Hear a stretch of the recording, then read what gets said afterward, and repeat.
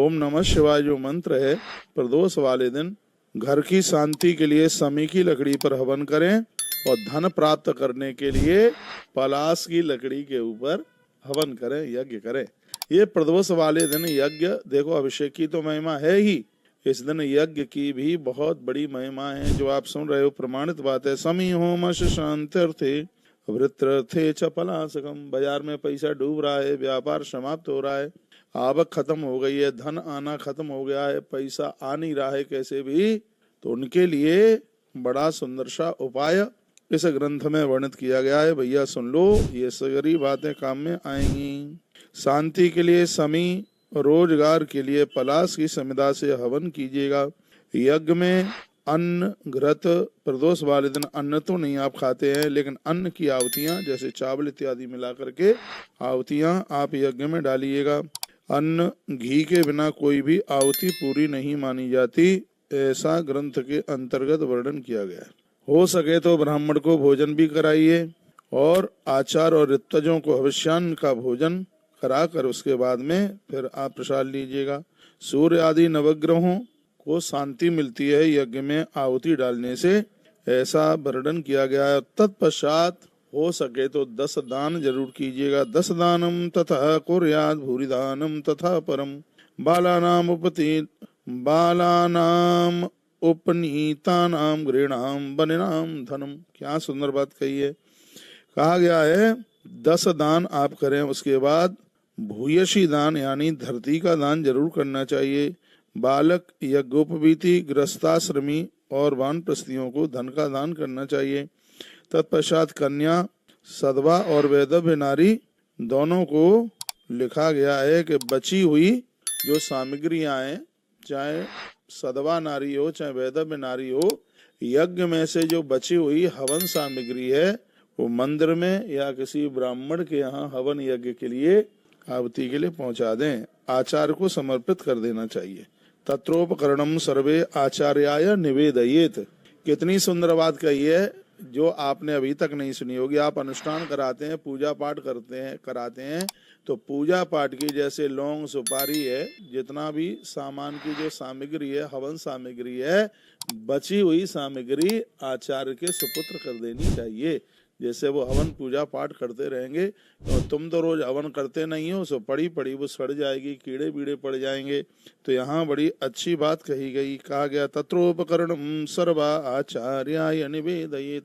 बची हुई जो पूजा की सामग्री है वह आचार्य को समर्पित कर देनी चाहिए। देखो अभी हम आते सिलीगुड़ी में चंदा हाथ दे देनी चाहिए, उसको ही समर्पित कर देनी चाहिए, ऐसा वर्णन किया गया है।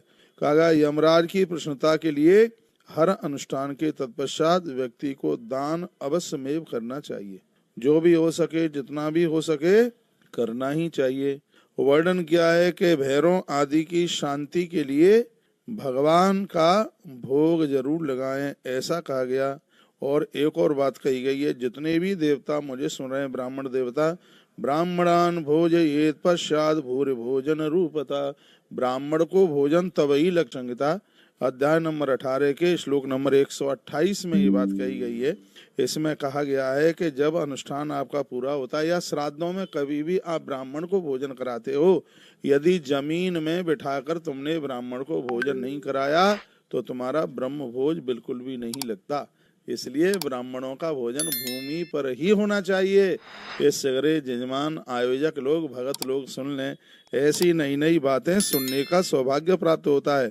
वर्णन किया है कि भगवान शंकर का अभिषेक आपने किया, वंदन पूजन किया, अनुष्ठान किया, महामृत्युंजय का किया और भी कोई किया, लेकिन ब्राह्मणों को भूरी भोजन ही कराना चाहिए, यानी धरती पर ही भोजन कराना चाहिए।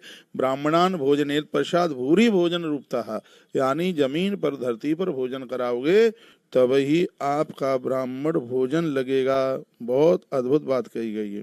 कहा गया है घर की सर्व प्रकार की शांति के लिए और फाल्गुन मास में आने वाली, जो फागुन के महीने में जो आने वाली जो शिव महारात्रि, एवं कृतेन यज्ञ न दोष शांति मां अपने शांति यज्ञ में हम कुर्याद वर्षे वर्षे तो फागुने।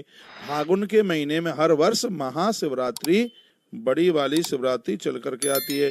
जो इस महाशिवरात्रि को भगवान महादेव का पूजन वंदन प्रणाम करते हैं तो महापापाद संप्राप्तो कुर्यादि भैरव पूजनम, भगवान भैरवनाथ हैं उन लोगों के दुखों का नाश कर देते हैं और व्यक्ति के संपूर्ण पाप समाप्त हो जाते हैं।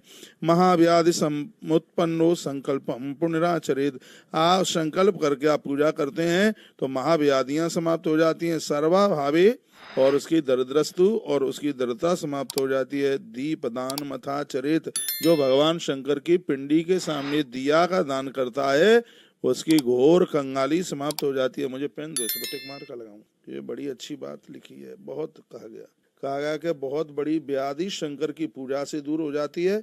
और जो गरीबी है दरिद्रस्तु दीप दान मथाचरित, सिर्फ दीप दान करने से, महादेव को दिया जलाने से हर प्रकार की गरीबी दरिद्रता संपन्न हो जाती है। दरिद्र व्यक्ति जो दरिद्रता झेल रहा है उसे दीप दान जरूर करना चाहिए, वो तो सबको ही करना चाहिए।